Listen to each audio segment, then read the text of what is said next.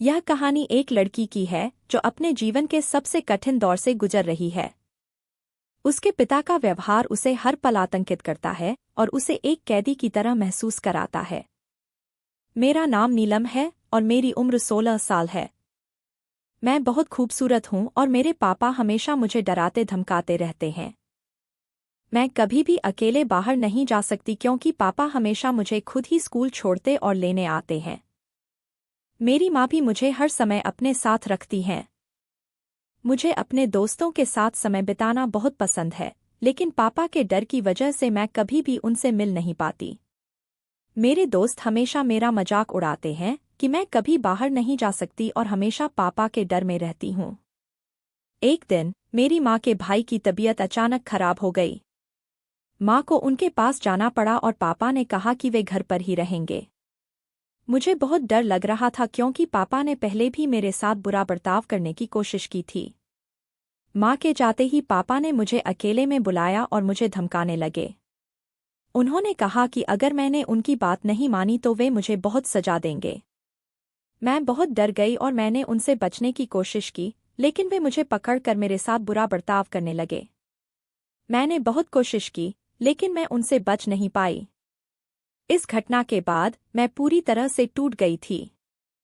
मैंने यह बात किसी को नहीं बताई क्योंकि मुझे डर था कि कोई मेरी बात पर यकीन नहीं करेगा। इस दर्दनाक घटना के बाद मैंने फैसला किया कि मैं अपनी माँ को सब कुछ बता दूंगी और उनसे मदद मांगूंगी। मुझे यकीन था कि मेरी माँ मेरी मदद करेंगी और मुझे इस नरक से बाहर निकालेंगी। यह कहानी एक सच्चाई को बयां करती है कि कैसे कुछ लोग अपने ही घर में सुरक्षित नहीं होते और कैसे वे अपने ही परिवार के लोगों से बचने के लिए संघर्ष करते हैं। यह कहानी हमें सिखाती है कि हमें हमेशा अपने बच्चों की सुरक्षा का ख्याल रखना चाहिए और उनके साथ जो भी हो रहा है उस पर ध्यान देना चाहिए। उस भयानक घटना के बाद मैं पूरी तरह से टूट गई थी। मैंने ठान लिया था कि अब और सहन नहीं करूंगी। एक दिन जब माँ घर लौटीं तो मैंने उनसे बात करने का फैसला किया। मैंने पूरी घटना विस्तार से उन्हें बताई और रोते हुए उनसे मदद की गुहार लगाई। माँ ने मेरी बात ध्यान से सुनी और मेरी आंखों में दर्द और पीड़ा देखी।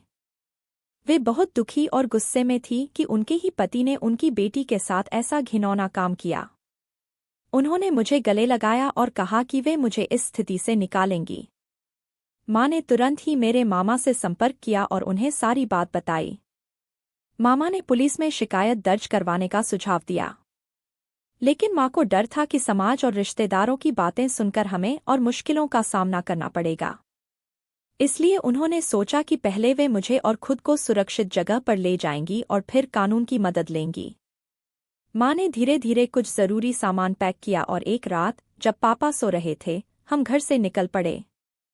माँ ने मुझे बताया कि हमें मेरे मामा के घर जाना है जहाँ हम सुरक्षित रहेंगे। हमने रात में ही बस पकड़ी और अपने गांव से दूर शहर की ओर चल पड़ी। मामा के घर पहुंचने के बाद माँ ने मामा और मामी को पूरी घटना बताई।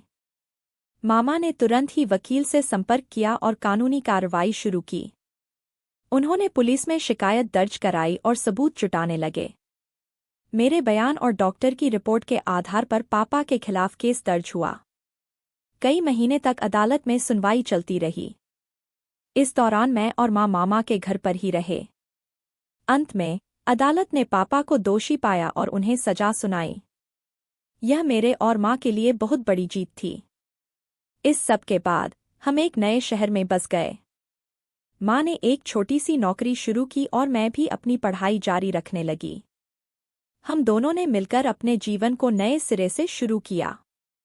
मैंने अपनी कहानी को अपनी ताकत बनाया और लोगों को इसके बारे में बताने का फैसला किया ताकि कोई और इस तरह की स्थिति का सामना न करे। यह कहानी हमें यह सिखाती है कि किसी भी स्थिति में हिम्मत नहीं हारनी चाहिए। सच्चाई और न्याय की हमेशा जीत होती है। हमें अपने अधिकारों के लिए लड़ना चाहिए और किसी भी मुश्किल समय में अपने प्रियजनों का साथ नहीं छोड़ना चाहिए। शहर में आकर हम दोनों ने नया जीवन शुरू किया। माँ ने एक कपड़े की दुकान में काम करना शुरू किया और मैं स्कूल जाने लगी। शुरू में सब कुछ बहुत कठिन था, लेकिन धीरे धीरे हमने सब कुछ संभाल लिया। नए स्कूल में मेरे लिए खुद को साबित करना चुनौतीपूर्ण था। मुझे नए दोस्त बनाने में भी समय लगा, लेकिन मैंने हार नहीं मानी। मेरी पढ़ाई में भी सुधार होने लगा और मैं हर दिन कुछ नया सीखने की कोशिश करती। माँ भी अपने काम में जुटी रहीं। उन्होंने दिन-रात मेहनत की ताकि हम दोनों का जीवन बेहतर हो सके। उनका संघर्ष देखकर मुझे भी प्रेरणा मिलती थी। हम दोनों ने मिलकर अपने छोटे से घर को सजाया और उसे एक सुंदर जगह बना दिया।